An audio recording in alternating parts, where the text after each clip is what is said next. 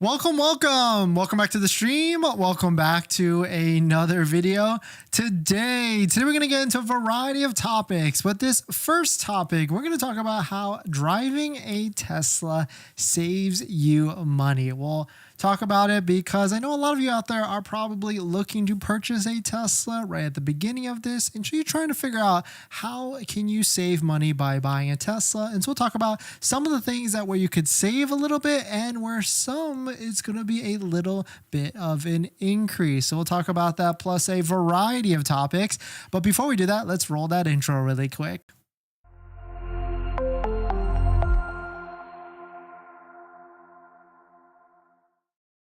All right, so thanks for watching another stream. Thanks for watching another video. My name is Dennis, and I love talking about Tesla hacking, deal hacking, as I like to call it, but basically just getting the best deal on a Tesla at the best financing rate. So definitely hit that subscribe if you're interested. And today's video is actually sponsored by my Patreon link down below in the description, where you can support the channel and get access to the ultimate Tesla buying guide out there with all the best interest rates for financing your Tesla. So definitely check it out. Patreon link down below in the description. And shout out to my latest Patreon member, Manjeet, or Gurjeet. Sorry if I messed it up. Thank you for joining. If you want to check it out, Patreon link down below in the description. So I saw this article. Shout out to Yahoo Finance, or actually shout out to Cynthia from Go Banking Rates. They wrote this article.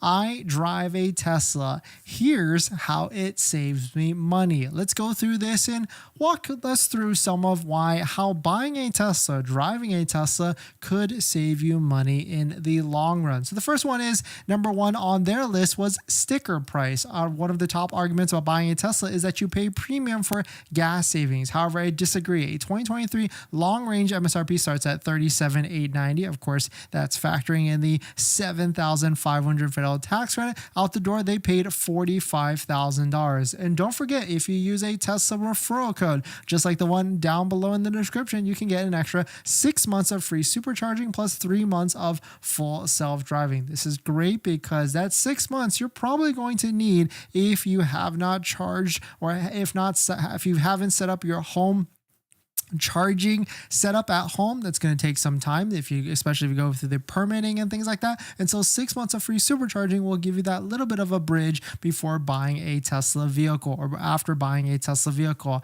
And so for this point, Cynthia has is that models along that price point include a Subaru Outback Limited, an Audi A3, and other vehicles as well. So I think what she's trying to say here is that when you buy a Tesla vehicle with that high of a price, there's other vehicles in that same price range, and so it's not really that much more expensive than other vehicles. But the one thing I would counter to this is that yes, Tesla vehicles are great and everything. They kind of are a little bit on the high end in terms of quality, in terms of what the price you pay versus the quality of vehicle you get. But the technology of the vehicle, and when I mean technology, not the autopilot system, I'm saying like the UI, the interior, the screen, and everything that goes with it, the ecosphere is definitely higher than in terms of quality than all the other manufacturers that could be out there. Number two is lower fuel costs. Of course, this is obvious because when you drive an electric vehicle, you're not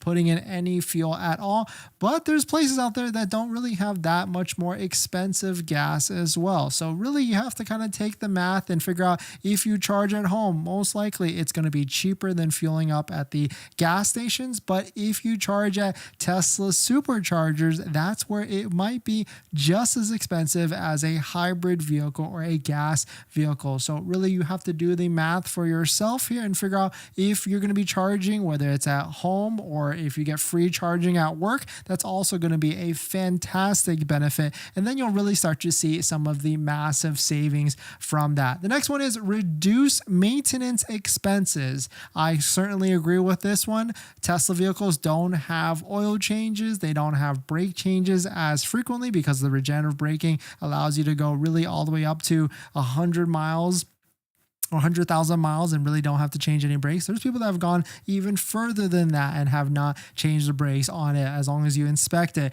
There's no transmission fluid, service, exhaust systems, transmission, or anything like that. And so there's a lot of savings there, maybe like $500 to $1,000 a year, in which you could save on not driving a gas vehicle and driving an electric vehicle instead. Of course, the things that you do have to change are wiper blade changes. You have to change air cabin filter. That could be $50 to $100 a year, or maybe every other year.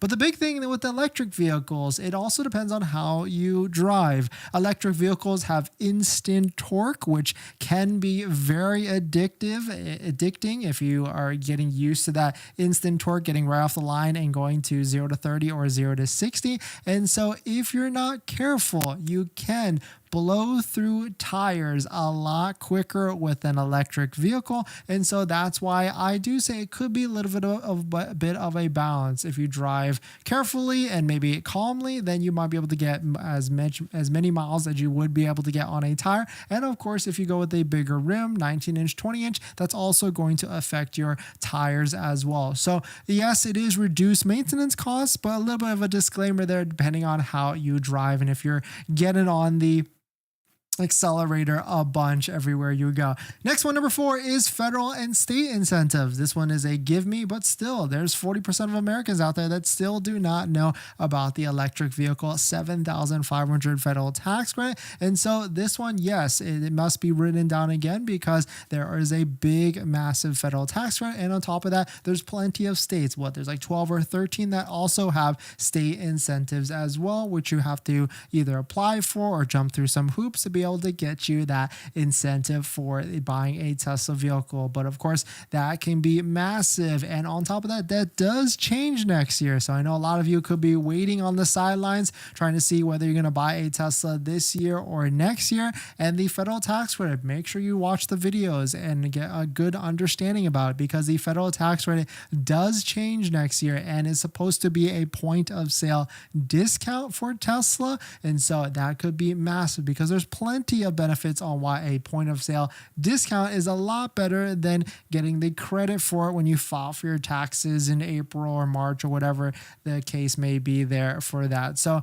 definitely be aware of that. Definitely check it out. And the next one is number 5, competitive insurance rates. This one is a little bit tough for me to kind of get on board with because insuring a Tesla is going to be more expensive than whatever car you're driving now. For the most part, I try and tell people it's going to be anywhere from 10 to 30% more a month than what you're currently paying now. We put a poll on the channel and actually we got a bunch of people to actually answer it. And the average Tesla insurance payment is going to be about $150 a month. So this one, however, my monthly premium was $250 a month for that Tesla vehicle. So it could be higher depending on what area you live in, your driving record, and much more. But at the end of the day, all these combined together is most likely going to save you a bunch of money, especially if you're driving a vehicle that's in that same type of price range, like a $40,000 to $50,000, and really not a hybrid or anything like that. But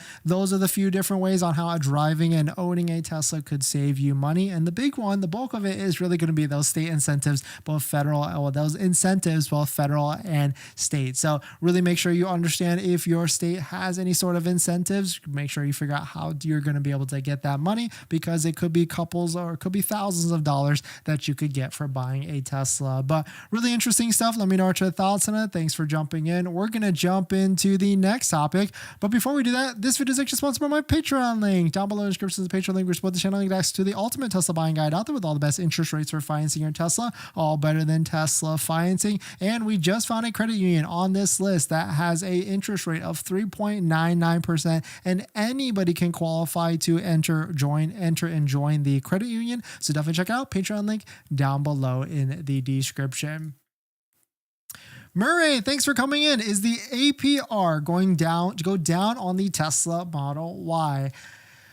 That's a good question. I mean, maybe if anything, it could keep going higher and higher. It really depends on what the Fed is going to be doing, right? But it's only gone up and up and up. But we have kind of gone through a lull right now on where there hasn't been any sort of increases. So maybe it's going to stay calm for a little bit, or maybe Tesla could be going to.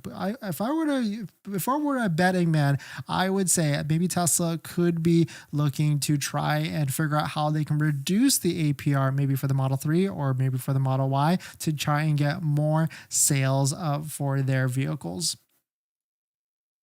Harman, thanks for coming in. Can you show the bank with the lowest interest price or interest rate? Yes, you can get it at my Patreon link down below in the description. After you join, you get a list of where you get a list of all the credit unions and banks that all have interest rates better than Tesla financing. So definitely check it out. Patreon link down below in the description.